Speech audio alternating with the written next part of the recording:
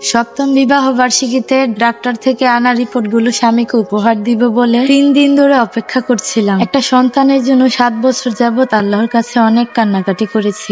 জানা কোনো ডক্টরই বাদ দেইনি। অনেকে বলেছে ফকির কবিরাজ দেখাতে, কিন্তু কাজটা শিরক, তাই নিজেকে আটকে রেখেছিলাম। তা না হলে এটাও বাদ যেত না। গত 3 দিন আগে টেস্টের রিপোর্ট হাতে পাই, রেজাল্ট পজিটিভ এসেছে। আমি মা হব, এটা আল্লাহ আমার দিকে এতদিনে তাকিয়েছে। আমি মনে মনে ভাবছিলাম আমার স্বামী হয়তো অনেক খুশি হবে। ভালোবেসে বিয়ে করেছিলাম আমরা। বিয়ের 1 বছর পর আমার শাশুড়ি এবং আমার হাজবেন্ড চাইতো আমি যেন একটা বাচ্চা নিই। যদিও আমি চেয়েছিলাম আরো কিছুদিন পরে নিব, কিন্তু পরিবারের সবার মুখের দিক তাকিয়ে আমি না করতে পারিনি। এরপর দেখতে দেখতে 2 মাস, 4 মাস, 6 মাস, 1 বছর পার হয়ে গেল, কিন্তু আমি এখনো মা হওয়ার কোনো সম্ভাবনাই পাইনি। ইতিমধ্যে সবাই আমার প্রতি বিরক্ত। শুরু হলো ডাক্তার দেখা দেখি, কিন্তু কোনোভাবে কোনো কিছুতেই কাজ হচ্ছিল না। বিয়ের 6 বছর পর আমার স্বামী ধৈর্য ধরতে না পেরে সেও বলে দিল আরেকটা বিয়ে করবে।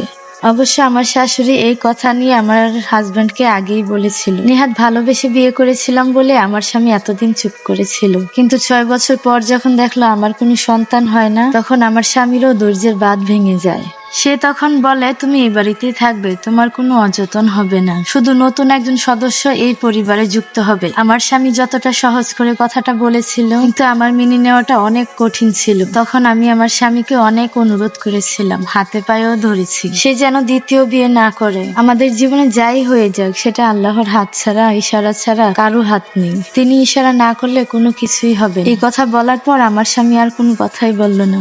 অবশেষে সে আনন্দের দিন চলেই আসলো। কিছু মোমবাতি আর ফুল দিয়ে পুরো রুমটা সাজিয়েছি, সেই প্রথম বিবাহ বার্ষিকীতে যেরকম সাজানো হয়েছে। একটা কেকও অর্ডার করেছিলাম, শুধু অপেক্ষা করছিলাম আমার স্বামী কখন বাসায় আসবে। রাত 12টার সময় ডোরবেল বেজে উঠলো। আমি দৌড়ে গিয়ে দরজাটা খুললাম। সামনে আমার শাশুড়ি, পেছনে আমার স্বামী, এরপরে ঘুমটা টানা এক নতুন বউ। আমার কয়েক মুহূর্ত লাগলো সব ব্যাপারটা বুঝে উঠতে। আমি আমার স্বামীর দিক তাকালাম, সে অপরাধের মতো মাথা নিচু করে দাঁড়িয়ে আছে। পরিস্থিতি সামাল দিতে আমার শাশুড়ি বলে উঠলো, নতুন বউকে আর কতক্ষণ দরজার সামনে দাঁড় করিয়ে রাখবে? তুমি দরজার সামনে থেকে সরে দাঁড়াও। আমাকে সরিয়ে দিয়ে আমার শাশুড়ি, আমার স্বামী এবং তার নতুন বউ ঘরে ঢুকলো। তবে সকালে আমার শাশুড়ি বলেছিল আমার স্বামীকে নিয়ে তার আত্মীয়র এক বাসায় বেড়াতে যাবে, সেই জন্য তাদের বাসায় ফিরতে দেরি হবে। আজকে আমার বিবাহ বার্ষিকী উপলক্ষে আমি আজকে সবার জন্য বিরিয়ানি রান্না করেছিলাম। গোলাপ ফুল দিয়ে আমার রুমটা সুন্দরভাবে সাজিয়েছিলাম। একদিকে বিরিয়ানির গন্ধ, অন্যদিকে গোলাপ ফুলের সুবাস। আমার ঘরটা পুরো গন্ধে মো মো করছিল। আমার শাশুড়ি আমার স্বামীর নতুন বউকে নিয়ে আমার ঘরে যায়। বেডরুমে এসে দেখে রুমটা সাজানো, আর সাজানো দেখে আমার শাশুড়ি বলে ওঠে, ভালোই হয়েছে রুমটা সাজানো, না হয় এত রাতে কোথা থেকে ফুল এনে সাজাতাম। আমি আমার শাশুড়ির কথায় কোনো উত্তরই দিলাম না। আসলে কি বলবো সেটা ভেবেই পাচ্ছিলাম না।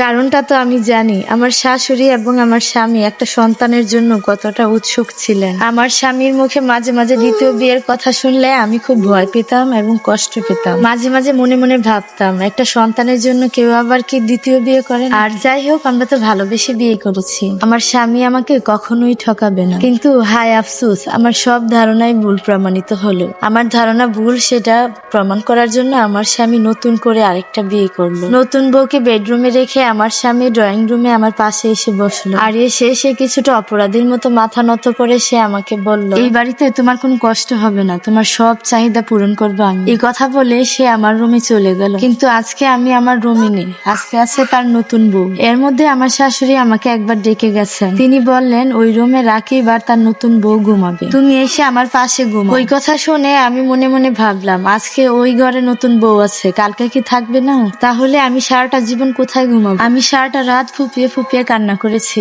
কিন্তু মনের ভিতর যে আমার কেমন হচ্ছিল সেটা আমি আপনাদেরকে কেমন করে বুঝাবো। সকাল হতেই দেখে আমাদের রুমের দরজাটা শব্দ হলো। তারপর দেখে আমার স্বামী রুম থেকে বের হয়ে ওয়াশরুমে গেল।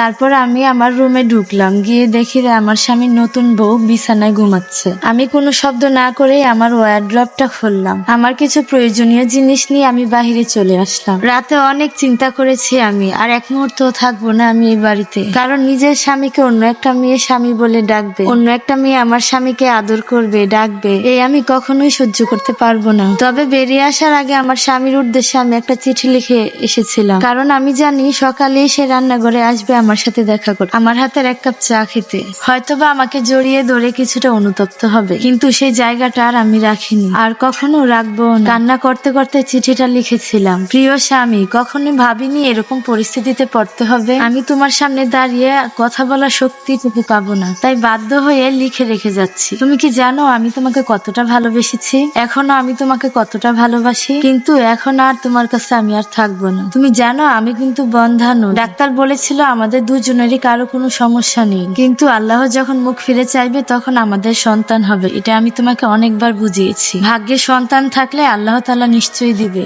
কিন্তু তোমার অবুঝ মন আমার কথা মানেনি। তুমি আমার জায়গাটা অন্য কাউকে বসালে। তুমি যতই বলো আমার জায়গাটা আমাকে দিবে, কিন্তু বিশ্বাস করো একই জায়গায় দুইজন রাজা কিন্তু রাজত্ব করতে পারে না। আর যাকে বিয়ে করে এনেছো সে তো কোনো দোষ করেনি, তাকে কেন শুধু শুধু কষ্ট দিব? তাই আমি নিজেই সরে যাচ্ছি। আর আমি তোমার কোনো সিদ্ধান্তে কখনোই কোনো সময় বাধা দিইনি, শুধুমাত্র এই বিয়ের ব্যাপারটা ছাড়া, কারণ আমি আমার জায়গাটা অন্য কাউকে কোনোদিনও দিতে পারবো না। আর এটা মেনেই আমি চলে যাচ্ছি। আর হ্যাঁ, প্রেগনেন্সির রিপোর্টটা আমি রেখে গেলাম। আমি কনসিভ করেছি 2 মাস হলো। 4 দিন আগে রিপোর্টটা আমি হাতে পেয়েছি। ভেবেছিলাম বিবাহ বার্ষিকীতে তোমাকে সারপ্রাইজ দিব, কিন্তু দেখো তুমি আমাকে সারপ্রাইজ করে দিলে। আমি কেন একা একা কষ্ট পাবো? তুমিও সামান্য একটু অংশীদার হও, তুমিও তো বাবা, তাই না?